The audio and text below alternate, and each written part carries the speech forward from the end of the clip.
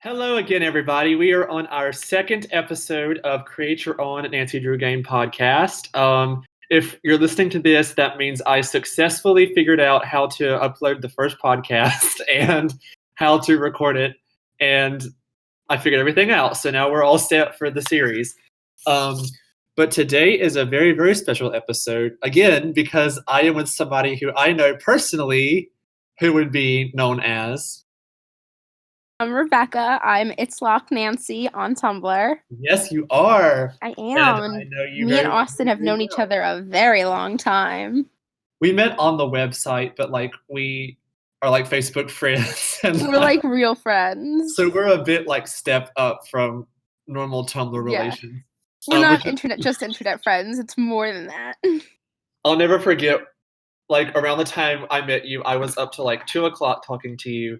And I remember that. I was at my grandparents' house. Yes, and so it was 2 o'clock in the morning. We were talking to each other, and that was around the time I did Wizard of Oz, and you looked at the cast list for me because I was at work, and you were like, "Hey, you got the Scarecrow," and I was like, "Oh my god!" What a time! That's how tight we are. She looks at cast list for me. Yes. True friendship. So I know the answer to most of these questions, but what's your favorite game? It's a tie between Ghost of Thornton Hall and Labyrinth of Lies. I love them both so much. Yes. Those are my two favorites too, so we're just tight. We're tight. Yes. So good. And so of course we share a mutual love for Xenia. And yes, queen. Pretty much everybody in Thornton Hall, especially Charlotte. Yes, I am the number one Charlotte Thornton stan. I will take no further questions. We are pretty much convinced that she is our mom, and Xenia is our step aunt.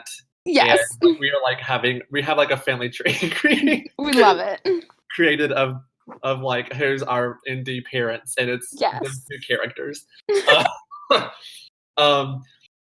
But part of why I think that we love Labyrinth so much is because we are both theater kids at heart.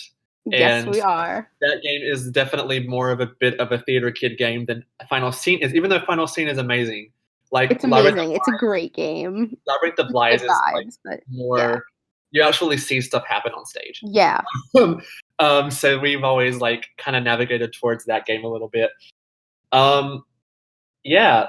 What's your least favorite game? Just get controversial for a minute. Ooh, my least favorite game? Probably Danger by Design or Ice. I just played Ice today because it was ice forming outside, and I used the cheat to do Fox and Geese.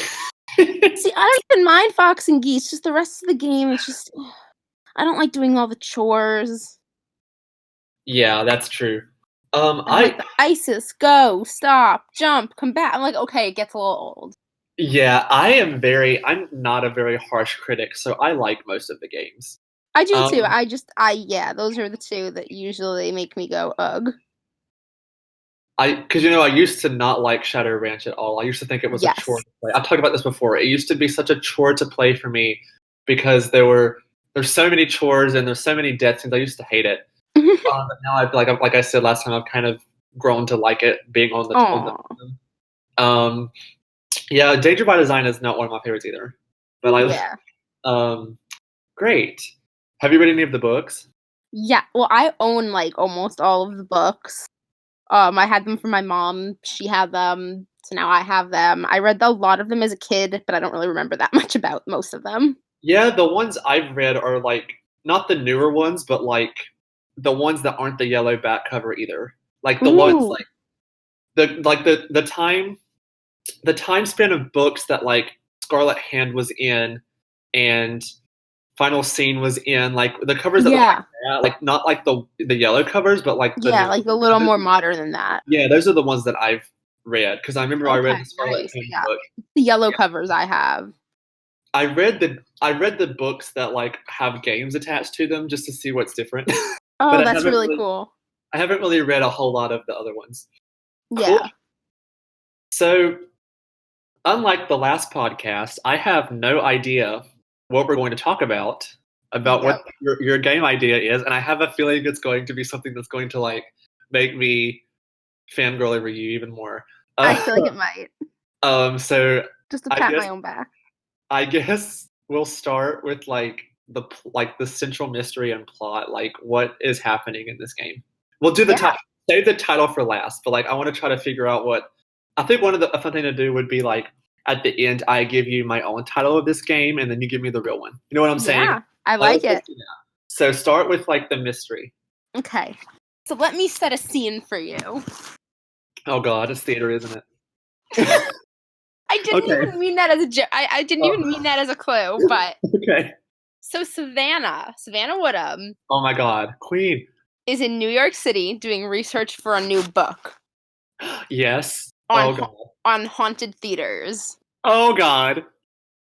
She offers Nancy to come with her and to investigate, to see her in action, work side by side with her, and also to have a skeptic by her side. Oh my God, I'm already floored by this, Rebecca. You know how much we have a mutual. Savannah Woodham is our other mom, pretty much. Yes. And then now we're we're in New York and we're in the theater. Oh my God. Yes. I'm going to die. This is going to be the best thing ever. Sorry. Oh my God. So they start off by they're seeing a rehearsal for whatever show is playing or for whatever show is about to open. And something happens. There's some sort of accident, and it leads the main actress and one of the ensemble members to get hurt. Some sort of inciting incident like that. So because Nancy and Savannah are there, they have clearance already because Savannah's going to be investigating. They're kind of the director and, people in charge are will you investigate for us? Love it. Because they don't really want to, get the police involved, or maybe the police are no, this is just clearly an accident. Maybe they don't want to cause production curse rumors. Oh. So is the theater haunted? Someone sabotaging it? Is it both? Is it neither? Dun dun dun. Dun dun dun. So you're talking about a curse. There's a potential maybe there might be a curse, or are you saying they're haunt? I would say more questions about haunting, or is it cursed? No one knows. They don't know which way it is yet. Yeah, this has given me so far I feel like this is a mixture of Final Scene and I know you don't like them, and I low-key, it makes me sad. But it gives me vibes of both Final Scene and then Lights, Camera, Curses, the Dossier game. Because I don't know a lot about about Lights, Camera, Curses at least, but I was thinking that it probably would have some similar elements. Yeah, because in that game she's in Hollywood on a film set, but it's first there's a fan, somebody the corporate wears a cloak and as they're doing their stuff, and so this is so far I'm speechless. Oh my goodness. I'm freaking out. It's okay. So I think it would be funny if this was a production of Wicked or something, an actual show. Or even better if it's Six, or even more funny if it was the actual Six while it was in rehearsal before it opened but never opened. That's amazing. It just imagining just this theater production of Wicked being basically haunted, and they can be oh, maybe it's the ghost of the Wicked Witch of the East or something. Anyway, I don't know. I love that. So is this taking place in the summer, or? So I was thinking either early September, so late summer, or early mid-spring. I'm not really sure how timeline that would work out. Those are just the two vibes I got, that it could go either way. Yeah. It's a late August, early September could vibe. Yeah, if Savannah's there, I definitely think, sorry. I am so excited about this. I just choked on my water. Love that. I'm not going to cut this out because I want people to understand. Do you need medical attention? You've fallen and you can't get up. I want people to understand that this excites me so much. I just choked on my water. Anyway, so since Savannah's there, I definitely think it should be August or September. Yeah. Because she's spooky and she's spoopy. Yeah. We love some spoop. Before we go any further, the pressing question on my mind right now is, do we actually get to see her face? Yes. What does she look like in your mind? I've always wanted to know this. So I actually, like, I don't know if it's my lack of imagination, but I don't really have a strong feeling. Like, I feel like sometimes I picture her as this, like, pale, blonde, curly hair Southern lady, but sometimes I picture her as a person of color. Yeah. And I just, like, go back and forth depending on, I guess, my mood. But I'm pretty open to that. I think I would go more for, because I really am a proponent words of more diversity, so I think I would go that route. I agree. I also have been like Team Savannah is person of color, but at the same time, she sounds exactly like Blanche from the Golden Girls to me. So like, I can't like not imagine that that's who it is. Just like she looks exactly like she's not like necessarily older, but she looks exactly like Blanche from the Golden Girls. But yeah. So I think I have always been Team Savannah as POC, just because I think that the idea of a woman of color chasing after stuff like that is just super exciting to me, and it's super badass to me. Like, you know, a woman kind of chasing spirits, but she's a diverse person, and and that's not like, you know, it's not just, okay, she's like, it combines where that's her identity isn't her whole entire thing. It's like a healthy balance. Right, and she, like, this field is like white men pretty much. Like a lot of the people that being ghost hunters are white men. So it's like, you know, put Savannah in here, put a black woman in here. Yeah. She's not only white, she's not only black, but she's a woman. You know what I'm saying? So it's like, it's perfect. But anyway, so we're in New York City, we're in a theater, and there's a potential haunting, and it's August. We decided on August because of Savannah Woodham. Yes. So I'm imagining like, it's super fall, like almost fall. It's almost fall time, so we're a little bit. I'm thinking like right before it gets kind of into spooky fall, so like early fall. So it's a little bit cold, like summer's in, but it's like it's not the New York summer heat. Right. So I guess now is a good time to move on to characters. We've already talked about Savannah being a character, and she's probably. So you know how controversial Midnight in Salem is. Yes. I think it's so funny just to like imagine Savannah following her around the whole time, like Deirdre did. Well, I actually thought about that and very much like didn't want to fall into that trap, so I actually kind of figured out the way around it. Yeah, go ahead. Let's talk about that first. Yeah, let's talk about Savannah first, because we've already kind of established that she's here and she's in person, and she's not following us around like Deirdre was in Salem. Yeah. So I was thinking more that once they start like being like, can you investigate? She kind of has Nancy do more of the like detective-y stuff, because that's not really her field of expertise. Nancy does more of the interviewing, more of the traditional snooping. While Savannah spends a lot of time at a nearby little bookstore cafe. Where she works on writing her book, but then she joins Nancy for some of the supernatural aspects, like when they go hunting in the theater at night. Do you know what would be super, super crazy? Remember in Thornton Hall where Wade's like, I met Savannah in a bookstore. Remember that? Yes. What if it was like that bookstore? Oh, that would be so cool. It's just like, hey, this is where I met Wade. And he was here, I don't know, he was here doing business for like the company or something. And I met Wade here. That would be so cool. Like if this case is kind of personal to her because like she is near where she met Wade for the first time. Yeah. That would be really I always imagine that they met down in like the Georgia area, because like that's where the Thornton Book of Names that they were looking for was, but that's still such a cool idea. Yeah, maybe she could also be like super emo. She's like, I'm in a bookstore and I met Wade in a bookstore, so I'm super emo. Over dramatic teenage girl vibes. But yeah, so I love the idea, because there's of course a lot of theaters, but there's so many. I'm surprised at how many bookstores there are in New York City. Oh, I love them so much. Yeah, I've been to the one that Lin-Manuel Miranda owns, or he bought out, with like it's a bunch of scripts, but there's actual like bookstores there, and it's really good. But I've been to Lin-Manuel Miranda's bookstore. Amazing. But yeah, so that's really neat, and she can like. And then she can also, you can also do some research there if you need. It could be a place to talk to more people, locals, not locals, etc. Yeah, and you can probably listen into stuff too as you're sitting at the table. Exactly. And I was thinking of having maybe some of the ensemble members of the cast, or at least one, who works there part-time, so you can go talk to them outside of the theater.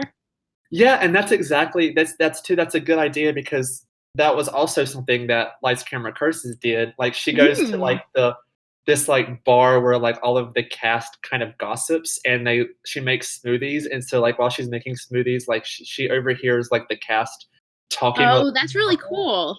Yeah, that's actually a really cool mechanism for that. But I love the idea that somebody maybe like has a second job there, because that's kind of like what Ellen Stardust Diner is. Yes. Which iconic. I love Ellen Stardust Diner with all my heart. Like, it's so iconic. Yeah, and so like a lot of people, if for anybody who doesn't know what that is, that's like a restaurant in New York City. It's right beside the Winter Garden Theater. It's always packed. Yeah, it's beside the Winter Garden, because that's where I ate before I saw Beetlejuice. But anyway, my respilling on my trip. It's basically this cafe where people who like want to work on Broadway work, and they like sing a bunch of show tunes to you while you're eating. Yeah, it's like a musical diner, and a lot of them are either performers or wannabe performers, or like have they work both jobs, and it's really cool and just like a fun experience. They like get on tables, and like they're all in your face. It's so cool. But, like, they put on performances like mid-meal while they're serving. When I went, I've only been once, but when I went, they like every single person working did like a One Day More from Les Mis like performance, and it was amazing. So like, yeah, that would be that's a really good idea, because that's actually how sometimes it has to work. You have to have every actor has to have a kind of a backup job anyway. But like having that 2 jobs thing to support yourself in New York City makes a lot of sense, and it would make a lot of sense. Yeah, it would be realistic, and also give like another little location. So you said this person was like an ensemble member. Do you have an idea of like what gender you want them to be? That's the one area with the characters. I didn't like give them names. I kind of just came up with more general types and roles for them. So for most of the ensemble members, I have a few of them. They could be whatever. Like, I'm not really picky. So I guess we'll make this one a girl, since like a woman, since they're like bookstore vibes and barista vibes. yeah, barista vibes, like kind of like this Barnes and Noble cafe. Yeah, I'm like, can I say Barnes and Noble? Yeah, like so it's like a knockoff Barnes and Nobles, and there's like a cafe. Great. So like, I guess I don't know. We can call her, I guess, like Emily. I guess I don't know. All right. Cammy's was a lot easier, because they were Belgium names, and so like I had like like I could like. There's so many like white American names, you know what I'm saying? Yeah. Like Belgian names is not a whole lot. So so we've got, I guess Emily's the kind of barista in the bookstore, and we've got Savannah in there. Great. So down so I can refer to her as such. I guess then we could talk about the characters in the theater, maybe? Yeah. So over there. So my characters that I have are the main lead actress, the one who gets injured. So for some reason, I decided her name was Leah. I don't know why, but that's her name. She's like the only one I gave a name to. Plot twist: it's Leah Michelle or. God, no, thank you. Leah Salonga. I think that's okay. That would be fine. Yeah, we'll do Leah. It's Leah Salonga. Yes. For so her. Yeah. Because she's the one who in the beginning gets injured. So she's not going to be at the theater for most of the game, but I'll explain where she is when we get more into setting. Great. The lead actor, I don't have a name for him. Oh my God, it could be Brian, but I don't know why. What if it was Brady Armstrong? Can we like make it be Brady Armstrong just to make it like, that would be so funny to me if it was Brady Armstrong. But anyway. So you said you're thinking Brian? Yeah. So plot twist, he's Brady Armstrong, but he changed his name. He changes his name to get rid of his reputation. He wears like a fake mustache, so she doesn't know who he is. He did think about growing that mustache. Yeah, so she doesn't recognize him. He wears a mustache, and he's like, I'm Brian, and I'm not who I am not the person who, final scene spoilers, so if you haven't listened to final scene, skip this next 10 seconds. I am not the person who almost tore down the theater that I worked to protect. Yes. Anyway, so this is Brian. His name is Brian. Yes. Yep. Okay. A stage manager. Oh, perfect. I'm going to name her Rachel in honor of someone I'm really close to in my life who used to do a lot of stage managing, and her name was Rachel. So I've always wanted to see a stage manager character who's like super, super emo and like super, super like dry.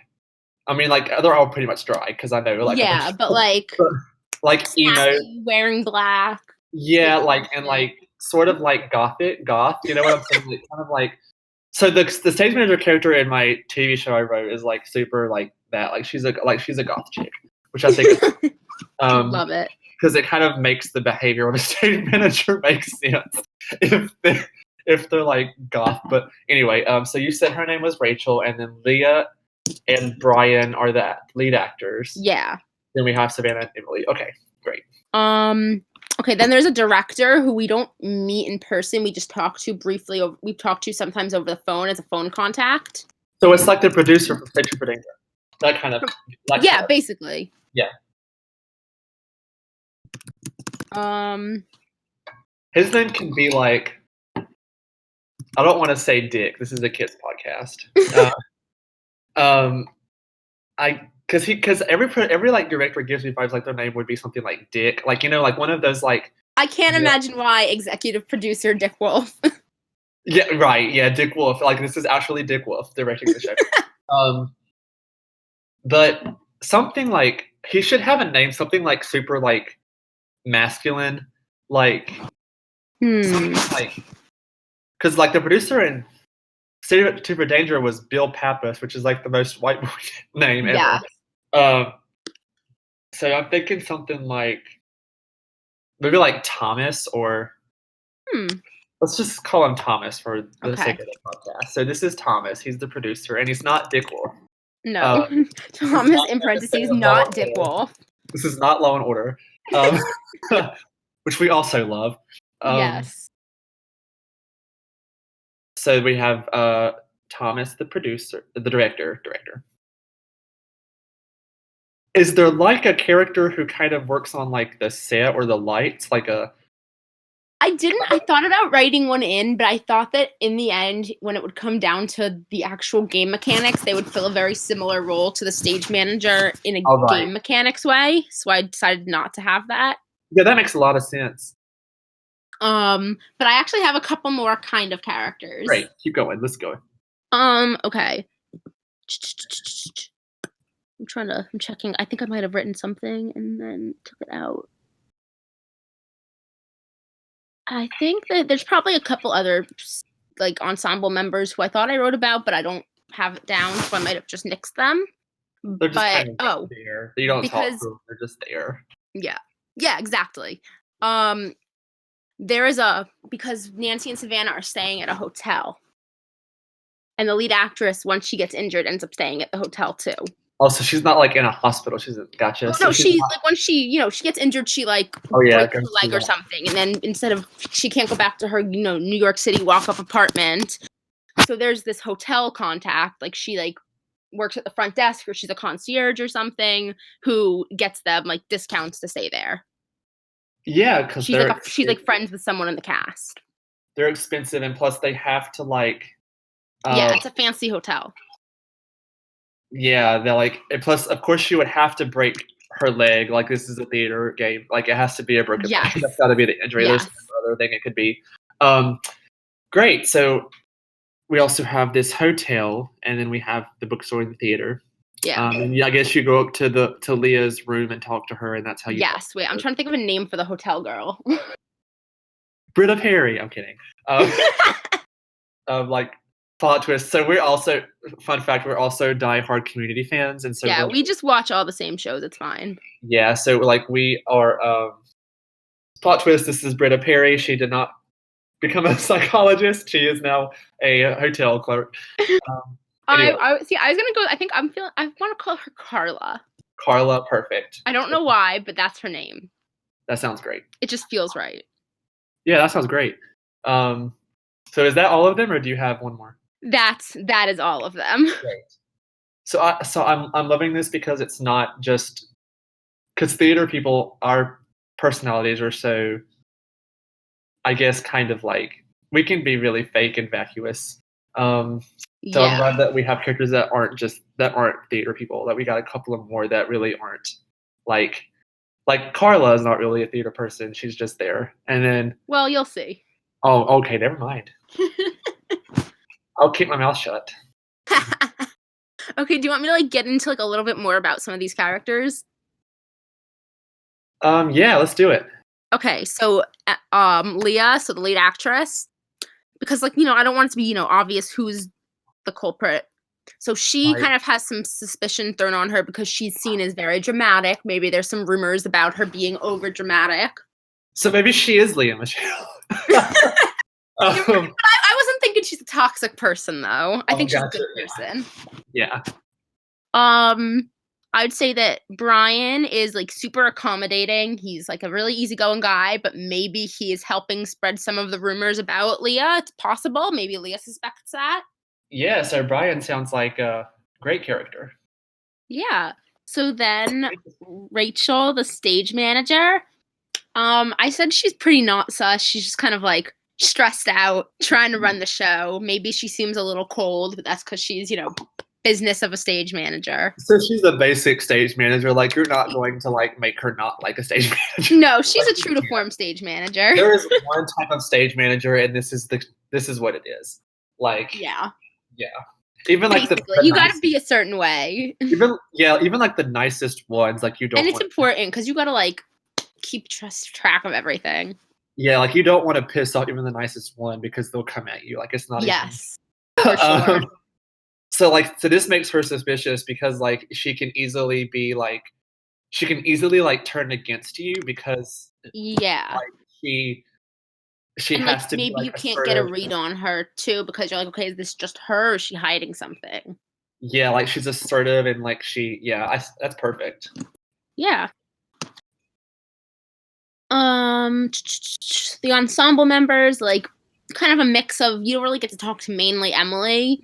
So she's pretty nice. She's a little like, I wouldn't say superstitious, but like part of how you get to the bookstore is she's like, I don't want to talk about it in the theater about what she saw.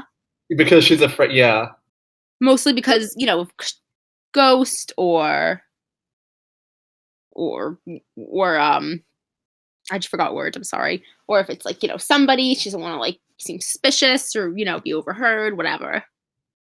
Yeah. That makes a lot of sense. I would not want to be the same way.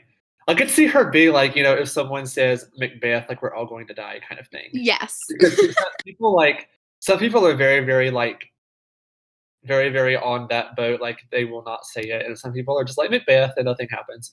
But like, yeah, I think that could be a really interesting direction for her to be like kind of superstitious. Yeah, so she's already like, don't say Macbeth around here. Yeah. And then this potential like ghost adds on to it. Make sure we're always leaving the ghost light on. Yeah. So we'll talk about this later, but I think it would be really cool if like somebody like if like the stage manager comes in one day and like the ghost light's broken. Well, but we'll just continue. You wait and see. Oh Lord. So I might be onto something, but anyway, continue. I don't know if I'm that predictable or you were just on the same wavelength.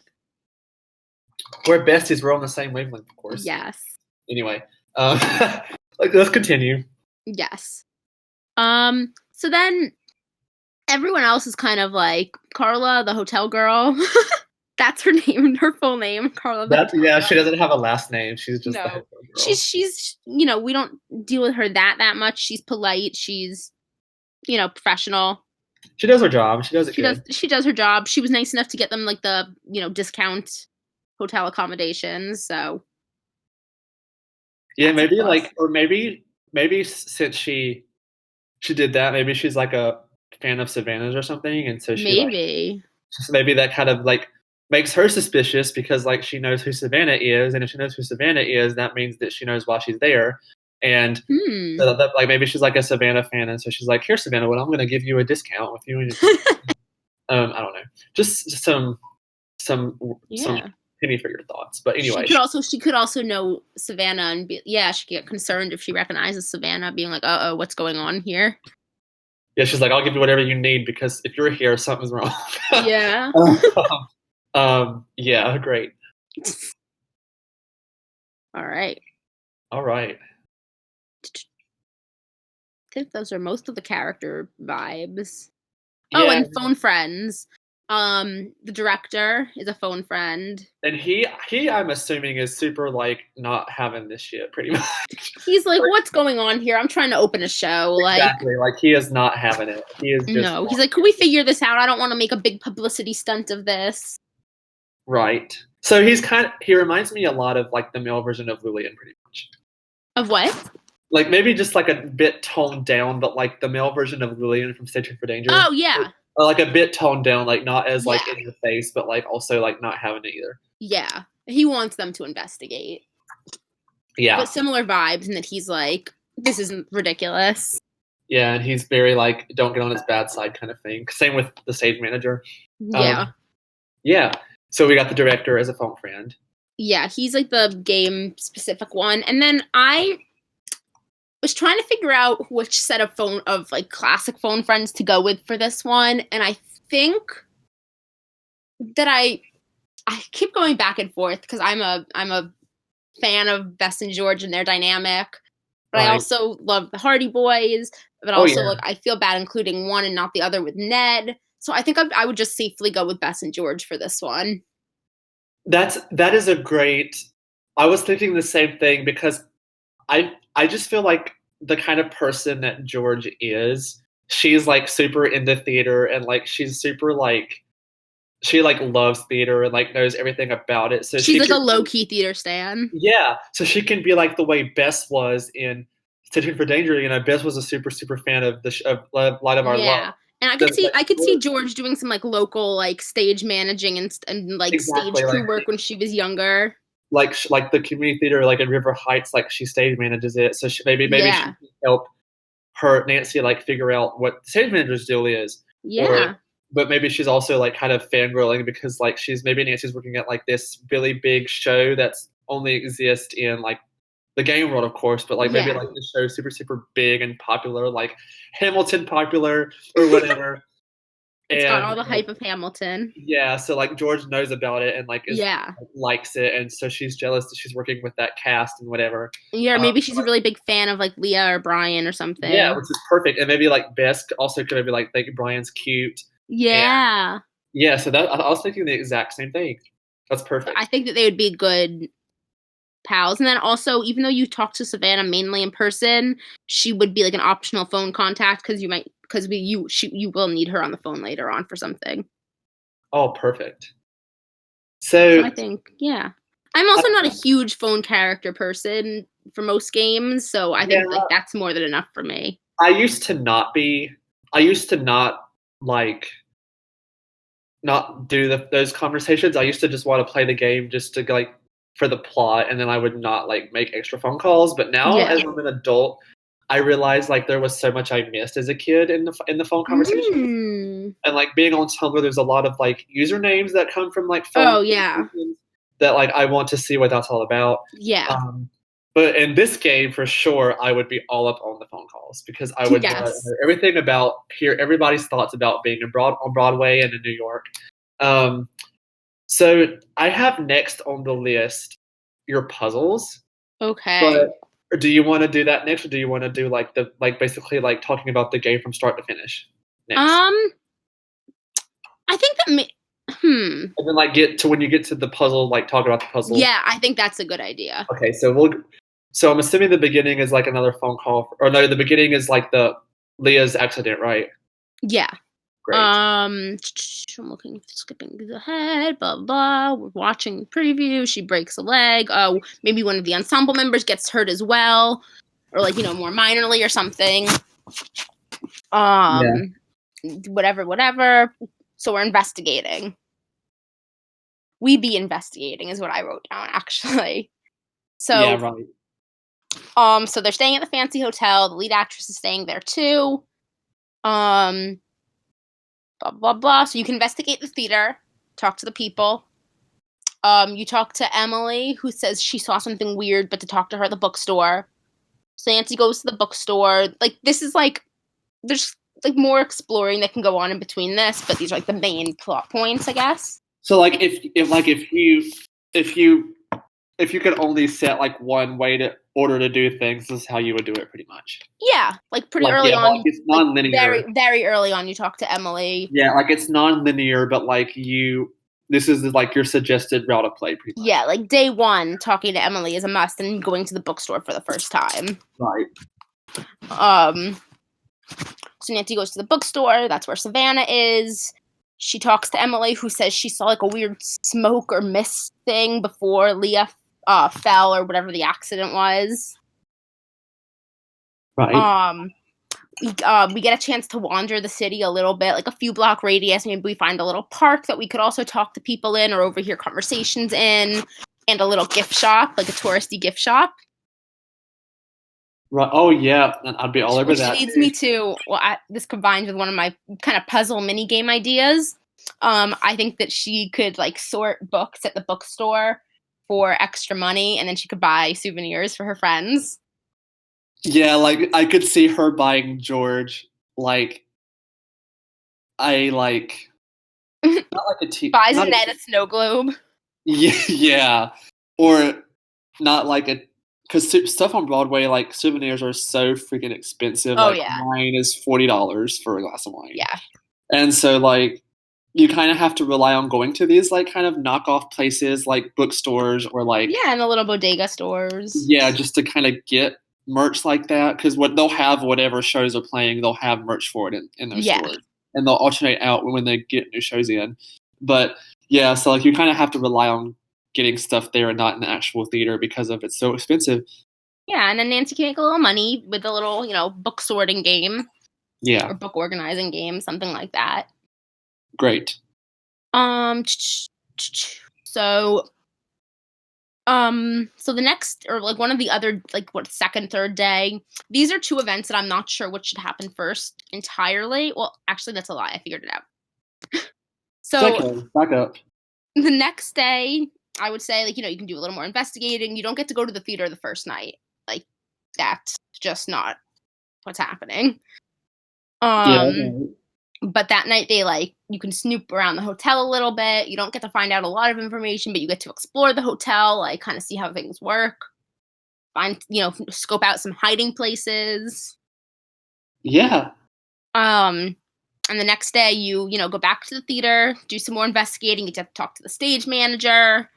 There's some puzzles to uncover there, whether some are like helping her with like behind the scenes stuff, but then some also natural puzzles you encounter, like slider puzzles if it's an old theater, or mosaic puzzles or pieces like that. Some classic Nancy Drew puzzles. Yeah, I meant to ask you this. Yes. I'm assuming there's like dressing rooms. Yes, there are. And maybe that's where like Brian is and stuff. Like maybe in his dressing room. He is in his dressing room. So one puzzle idea I thought of maybe was like maybe there's like this challenge with like the lights, like I guess there'd be they're Klieg lights. Where like maybe like the ropes are tangled or something. I don't know. Yeah, that and like a proper costume organizing puzzle kind of. Yeah. Definitely, I don't know exactly how to put it into a puzzle, but I want like some sort of script related puzzle. Oh yeah, absolutely. For sure. We have to maybe it could be like the paper's torn up. Oh yeah. You have to like that one puzzle in Stitching for Danger where that's in like Maddie's box. You have to like put the paper together and maybe like it instead of you make it the script, but like it's like the script, but there's like a threatening message written in it. Yeah, there's like a threatening message, or there's script notes that give something, give a clue, some sort of that type of thing. But it's in the script. Yeah, right. Yeah. Like so it's definitely a game that there'd be a lot of snooping elements, like a lot of sneaking around, a lot of not getting caught, finding hidden places and hidden clues, both in the hotel and in the theater. Yeah, that's perfect. And eavesdropping. Yes, and like I said, some slider and mosaic puzzles hidden through the theater, like in the art and stuff. Some more practical lock-picking puzzles to get into the dressing rooms, to get into an office after hours, stuff like that. Right. Okay, sorry, as we're going through the game still. I always thought it would be cool if like for some reason she like has to go investigate under the orchestra pit. Yeah, I was thinking And, about like, that too. The culprit presses the button and like it lowers, and if you don't get out in time, like it like crushes her to death. Like it like legit like goes all the way down and crushes her to death. Yeah. That would be a lot of fun. Oh my goodness. Like maybe like when it's lowering, like it becomes really really dark, and you have to like navigate your way out in the dark because there's like a door. There's always like going to be a door to get like under there. Yeah, actually, I have a way to incorporate that. I think. Oh, you're perfect. Perfect. So one night, I would say like about midway through the game, maybe. Well, some spooky things happen. Don't ask me exactly what the spooky things are. Some spooky things happen like all the times you're in the theater, like just very little subtle things blinking, or like thinking you hear whispering, or thinking you hear like a little bit of music when there's nothing, that sort of thing. Like little, like subtle, like kind of Thornton Hall-esque, like blink and you miss it, like with Charlotte's statue turning, but and, not like a little help me. Too out there, like I see you. Yeah, yep, that type of thing. Like little mini hauntings that like spook you if you notice them, but if you're not looking too deeply, you might miss them. And those are a good thing to get you to replay the game too, because if you see one, you're gonna want to go back and see if you could find more. Yes. So yeah, perfect. And then one night, at least one night, you get to snoop in the theater. I think maybe 2 nights, actually. That's what we're all waiting for. But one night, the first night, I think you get to snoop in the theater. Yeah, the first night you do. The first night that you get to, which is like a few days into the game time. Or like maybe the second day of the game. Right. So you're with Savannah, you're in the theater. Maybe there's like an EMF puzzle or something. Like, you know, or EMF Hunter. This is where... Like, please not like the one from Midnight in Salem. No, that was horrific. Like a much more toned down version of that puzzle, because that puzzle was so hard. Or like some other way to do it. Yeah, like it wasn't that. Not like that. That's not how you do it. And maybe Nancy kind of finds her way into the orchestra pit. Yeah. And then the ghost light that's been on this whole time, that's like one of the only lights that's on. The ghost light, while she's in there, the ghost light goes off. Oh, I love it. And then she gets almost trapped and crushed in there. She escapes. Obviously, that's a puzzle to escape. Yeah, that's like my biggest fear being in the theater, is like somehow I'm going to fall down and just fall into the bottom of the pit. Oh my God. Be crushed. Because, or like, no, it's always been like I'm gonna like drop my phone between the cracks, and it's gonna fall beneath it, and I'm gonna have to go under there and like crawl around to get my phone back, and it's gonna lower and crush me. Like, that's like my biggest irrational fear. Or maybe that could be why she goes down there, because her phone, like she drops her phone down there, and she goes to get her phone back, and like that, and so that's what. And when she picks up her phone, like that's when it starts lowering down. Yeah, the ghost light goes off, and it starts lowering.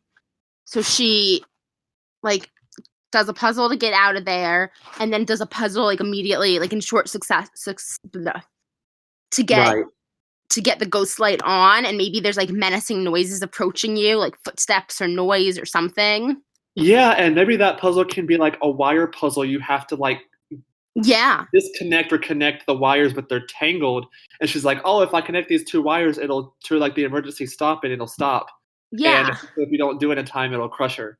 Yeah, it'll crush her, but then after she gets out, she does the ghost light thing too. She's like, why is this off? This is supposed to never be off. Yeah, like, because it like gets dark and it starts closing, and it's like, whoa, the ghost light like turned off, and then she has to fix it. Right. And then after that, they leave for the night because they're like, all right, that's enough of that. That's enough of that. Yeah, this is like my worst fear in like 10 minutes. But oh my goodness. So we go to the theater with Savannah that one night. You almost get killed by the pit, and there's the ghost lights off, and it's spooky and scary. Yeah. Great. And then we go back to the hotel. Night. Good night, Nancy. So I also think now is as good of a time as any to add. Nancy and Savannah have separate hotel rooms, but they're those rooms that like connect to each other. They have like a door that connects them. Yeah. In the middle. Like the stall rooms were, like there's the door between them. You know, like there's the in Water's Edge, like there's the doors that like. Yeah, except that like instead of it being every room, it's like just their rooms. Just like they're supposed to be connected. Like it's like, you know, for families or people like or friends or people like that who want their own, you know, room. Yeah, my family's used to get the other room. Yeah. Yeah, perfect. So that was my thinking there. I was like, that's important to note. Yeah. And then the next day, they're back investigating. There's more hotel snooping. There's going to be like sneaking in. Maybe the actress, maybe Leah goes to a doctor's appointment or something. There's some snooping in her room. There's maybe some hiding to keep from getting caught. Maybe there's some eavesdropping on a phone call between like her and Brian or something. Maybe Brian is telling her she's being too dramatic and needs to get over it. Maybe she's kind of like trying to insist it is a big deal, which could cast some suspicion on her. Or like they used to date and they're talking about, you never know, like that, like they used to maybe date and they're talking about their past life together. Because that's always like, I love that plot twist. Like, oh, these two characters are dating that you never thought knew each other. Well, we'll get to that plot twist. I keep like, foreshadowing things. Yes, you really do. Anyway, I'll keep my mouth shut now so we can keep. Don't worry. I'm gonna give everything away. Let's see. So yeah, there's like definitely probably more puzzles within here that I haven't thought of, but there's a lot of potential for them. Great. Then that brings me back to, I guess, the end game sequence, which kind of gets into the culprit part of things. Oh yay, let's do it. Okay. So, late in the game, like very late game, like this is what starts off the end game. We have another phone call with the director. And Nancy like thanks him again for setting them up at the hotel. Whatever. And he reiterates, oh yeah, like the lead actor, Brian, knew her. I think he might have been dating her. Ooh. And then the director adds one last thing, is she was in close consideration for the lead actress's part, actually. Like, he mentions it offhandedly. Whoa. And Nancy's like, oh? And she hangs up, and she wants to go talk to Leah and Carla, the hotel girl. Right. But she goes to Leah's room, Leah's gone. She goes to the front desk. Carla switched her shift because she's not there. So Nancy tries and succeeds to snoop around like the hotel desk office to try to get to Carla's like little office, whatever. She succeeds, but it's like a quick thing. She starts looking around and she gets knocked out by guess who? One of the two girls. No. By Brian. Brian? Yeah, the lead actor. Wow. You were like the hotel girl we're dating. Yeah, like you were like building up for it to be one of them though, so I was like, oh, sorry. No, I love it. Like I loved like it's throwing me aback.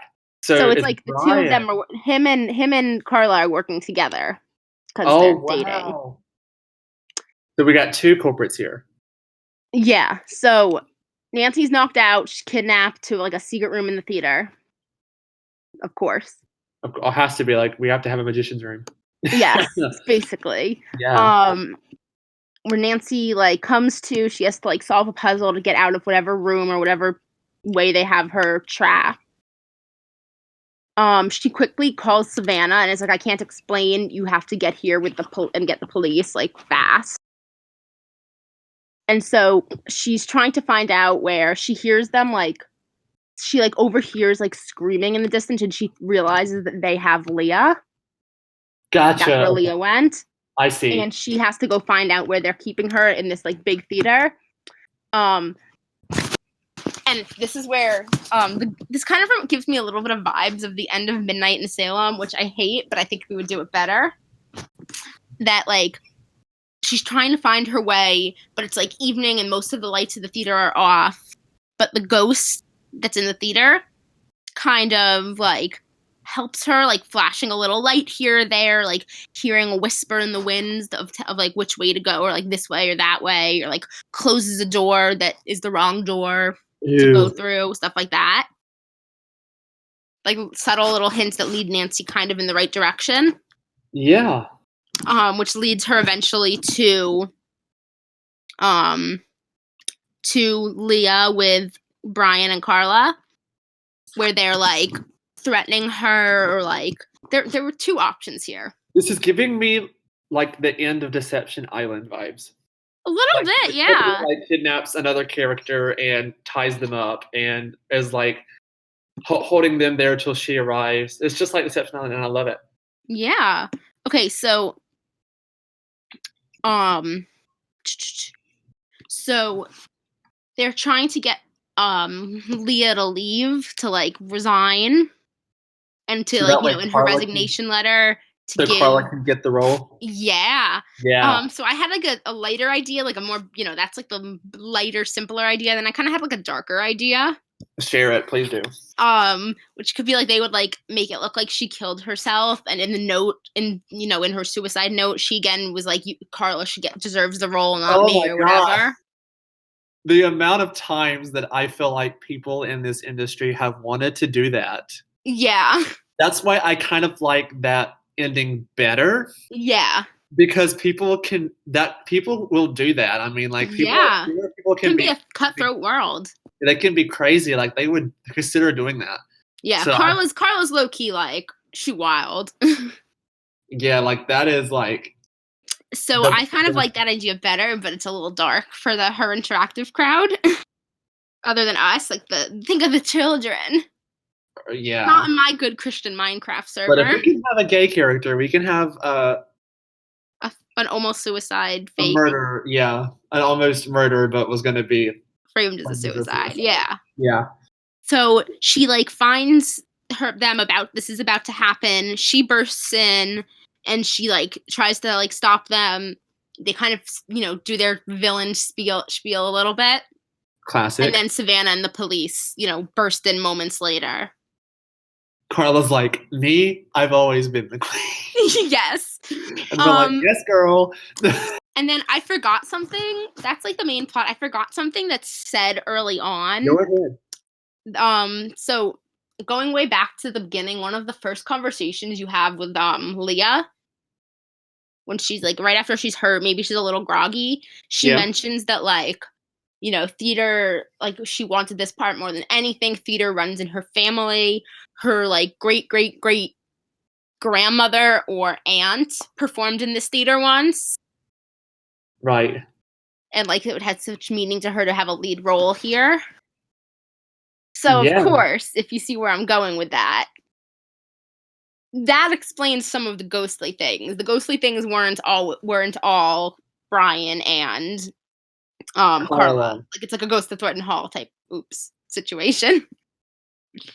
I'll tag this as spoilers for Ghost, so don't go. Yeah. Go start off. So don't worry. And I think we have to do it for so there are like some benign ghostly things that are that ends up being there is a ghost, but it's her like great grand aunt or something. And maybe the hauntings have been more active lately because her great niece is there. Here's a thought. Yeah. What if the theater was like named after the grand aunt or whatever? That could be really cool. And so since Leah's like, well, hey, this is like literally named after my aunt, I deserve to perform here like that. And that could be really cool. Yeah, and it's like this is the ghost. The ghost is the woman who this place is named after, who performed here all these years ago. Yeah. So, just an idea. That could be, I like that. But so the ghost wasn't really harmful other than maybe causing some like chaos and confusion and like whatever mist that Emily saw before or heard before the accident was like actually like the ghost trying to warn her or prevent something even worse from happening. Yeah. Something like that. So there is kind of a ghost, but it's like more benign. But it's still also a little like left up to the imagination, but like what was real, what wasn't real. Yeah. Yeah. And in the epilogue, it's said that Nancy and Savannah completed their ghost hunt, and just like Savannah suspected, she believed the ghost was the ancestor, and that the threats to Leah kicked the activity up, gave it purpose to do more things. Yeah. Leah recovers, the show opens, yay. The ending like scenes in the letter, it's like a picture of the ghost light and a picture of like opening night. Oh my gosh! And a picture of the ghost light with like a little mist, near it, like mist. Yes, like the final like picture she took and put in the letter was like the ghost light, and what if it like turned out? Yeah, And like it then- either blinked or like there was like a little bit of mist next to it, like not from the stage lights or something. Yes. So I hope that everyone listening knows what a ghost light is, but that's like a light you leave on. Traditionally you leave the light on when you're not at the theater. Yeah, to like, ward off from like mischievous or chaotic spirits and entities. Yeah. And so if you leave the light off, like your production's pretty much closing the next day is like the worst. It's like curse. Yeah. So this is amazing. Wow. So we've already talked about some second chances, like the pit being crushed. Yes, the pit being crushed there. Probably will have one. Yeah. I definitely want Nancy falling off, like peering over the balcony and falling off, kind of like final scene style. I love that death scene. And the good news same. And the good news, bad news tagline. It's like not good news, bad news, just news. This seems familiar. More news. Too bad you fell on your head, so you'll never think about it again, or something like that. Like referencing that we've seen this before. Oh my gosh, that is amazing. Definitely a second chance. That's not a death, but that's getting thrown out by the stage manager for fucking up stuff. Yeah, like, because I could definitely see a part of the. So, back up real quick. Is she supposed to be undercover, or is she known to be a detective? She's like kind of known to be a detective, but like low key about it. Because if she's like undercover, she could be like a stagehand, and you can mess stuff up that way. Yeah, no, she's not really undercover, but like she's like low key. Like they're not like, oh, this big detective. It's like, oh, I'm kind of investigating. Yeah, like I'm here. Yeah, but like I could still see like if she has free range to snoop in some stuff, but if she like fucks with something that she's not supposed to, or like messes up something of the stage managers, oh boy, you're gone. Yeah. So I'm guessing like the way they get in at night's like through the stage door. Yeah. Like maybe she can't go into the theater until she finds the code for the stage door. Yeah. Which you don't do till like day 2 or 3. Yeah. So, yeah, that's a good reason for her to not be able to go in until later in the game. Is if she doesn't have the code till that time. Yeah. And then you can also, if you get caught snooping in certain parts of the hotel or breaking into a room, then you can, get thrown off the case and asked to leave. Yeah, which classic death scenes. Yeah. But I'm totally here for the pit just crushing her to death. Yes. There is and hopefully not as haunting as the one in Royal Tower with the elevator, because that those screams. Oh, please, no squishing noise. Yeah, but squelch. Because that haunted my childhood. Yeah. But still, like she gets crushed and she dies. She's dead. Yeah. Which is funny. Yeah. So. Yes. And we talked about the corporate renovation is that they're lovers, and he wants Carla to be the lead over Leah, even though it's like Leah's legacy to be this lead. Yeah. Great, which takes us to the final bit where I have 3 questions for you, and we'll first go into the title, where I'll give you kind of my title if I had this game under my control. Yes. So here we go. The Phantom of the Opera. I'm kidding, no, not the Phantom of the Opera. It reminds me a lot of the Phantom of the Opera, though. I'm guessing something like, like the Marquee Mystery, or like the mystery of the dim marquee, or like the mystery of the ghost light, something like that. Like I like the Marquee Mystery. I like the Marquee Mystery too. But what's your title? I had Performance in Peril. That's better than I like and that. And the abbreviation would be PER. PER, like performance. Yeah, performance and peril. That needs to be the one. I like that one. Thank you. More vibes. So what would the cover art look like?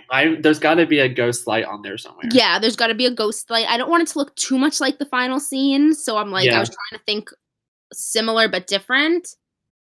I was thinking maybe kind of like a supercut of like the backstage costume rooms and then the ghost light, and then like a balcony, like kind of like vibes of him all together, of those locations, to get kind of collaged together with like a misty like effect between the middle, like so they kind of blur all together.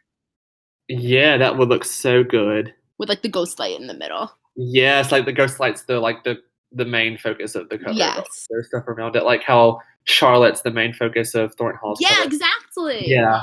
Oh, but there's like mist around it. Yeah.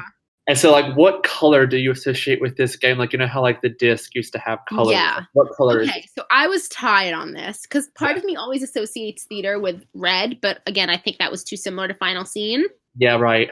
Because that's red. So I was thinking maybe like a royalish purple. Yeah. Or maybe a dark dusky blue. That's funny because I was thinking my third yellow. option, sorry. I was thinking yellow because of light. That was the next one. I was going to do like a light stage light yellow, and I think I like that one best. Yeah, let's do yellow because like the ghost light would be yellow. And yeah, like a pale stage lighting yellow. Yeah. So I have one question before we close the podcast. When the culprits are like doing crap, when they're just up to no good, yeah, are they wearing anything? Like, are they wearing like a cloak, or like are they in costume, or like are they wearing various costumes they might have found in the theater? Ooh. Are they just I hadn't really thought about that. I kind of thought maybe they could wear like a cloak of some sort, but like I kind of was thinking they kept with like the all black, and then they could also just be blending in with other theater staff. Mm-hmm. Like if they were in all black, they'd look like stagehands. They look like they belong there. Yeah, exactly.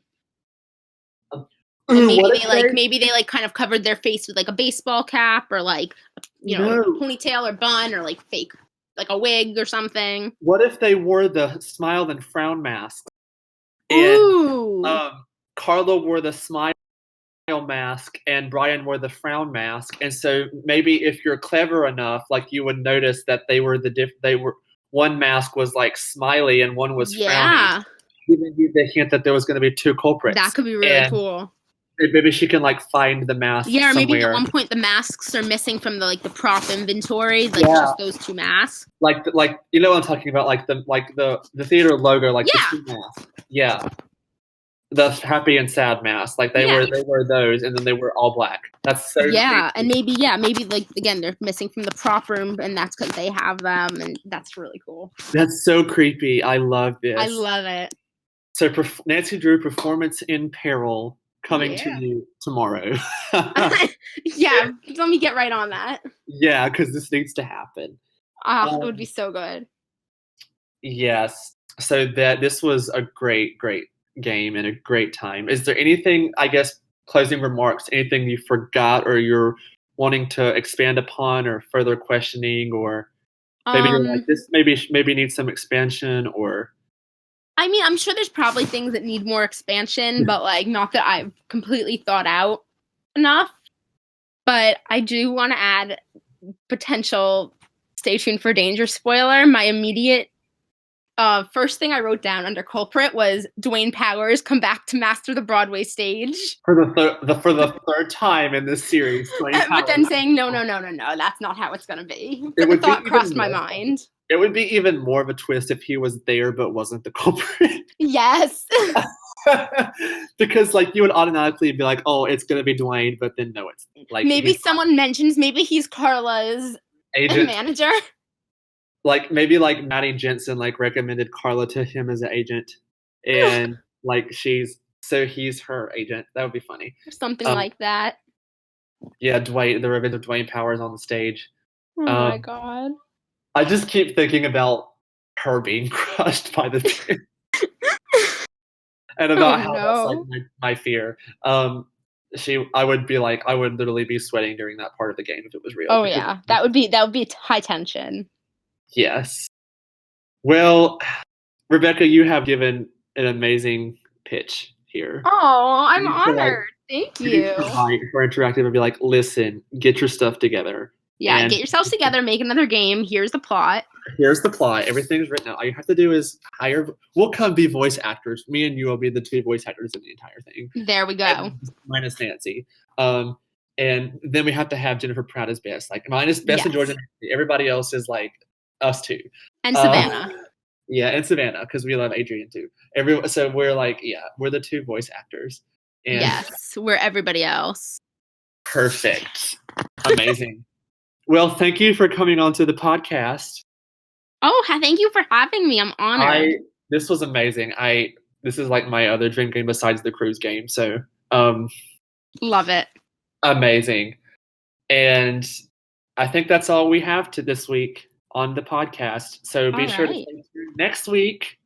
Stay tuned for danger. Yeah.